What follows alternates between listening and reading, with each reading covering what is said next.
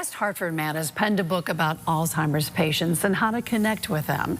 He has firsthand experience. This book is really a gift for caregivers. So my guest is author of Visited Mom today, John Scully. John, thanks so much for being here. Thanks for having me. And writing this book, which is going to be a primer for so many people. I hope so, yes. Too many people, we should say, yes. Exactly. How was your mom diagnosed? She was getting forgetful and things were happening that she was a little concerned about, and we were too. So she went to a neurologist and was diagnosed that way. Pretty routine. 78. Okay, 78. What were the phases that you saw her go through, and how long did it last? So she was diagnosed 16 years ago. She needed to be in a memory care unit and also a nursing home for 13 years of those 16, so it was a long time. Hers progressed pretty quickly until she got into the nursing home, and then it kind of slowed down. It was a very long process. About 8 years into, before she passed away, she became nonverbal, so she was nonverbal for a long time also. Oh my gosh. All right, so this book I think is so interesting. Each chapter, except for 2 of them, is just one word, a name of somebody. How did you decide to do that and explain that?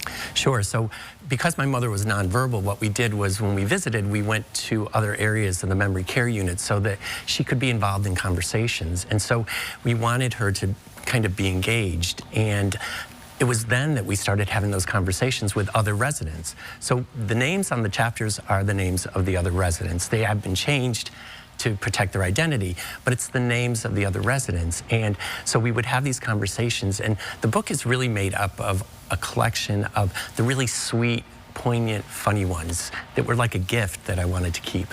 What did you learn from all this by talking to all those other people where your mom was?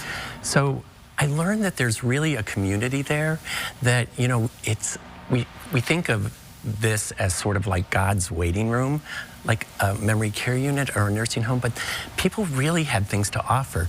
There was wisdom, there was humor, there was kindness. They really care about each other, and they would treat me the same way. So I learned that there's still life going on in these places. Give me one short story. Well, I can tell you there was one woman that her name is June in the book, and she was a nurse in her career. And so when she became a resident on the unit, she thought she was working. And so she would come and she would greet me at the elevator and tell me how my mother was doing. And she would talk to me about what she had for breakfast and then bring me to the nurse's station to check in. So we all just sort of knew June was working. And it was just amazing and so sweet and so kind. You saw her compassion that she must have had as a nurse when she would handle the people coming in there. And after all of this, you're now volunteering as an end-of-life doula. I am. How did that happen? Well, because of, it's really interesting. Becoming an end-of-life doula and also this book only happened because of this experience with my mother. So what's I find so fascinating about it is these are really fulfilling and wonderful things in my life, only because my mother had dementia. So what I've learned is that you really can find joy in difficult times. John, thanks so much for writing this book. You're going to help a lot of folks. Thank you. Really appreciate it. Yeah, I hope so. And if you'd like to know more about Visited Mom today, go to WTNH.com or the News 8 app.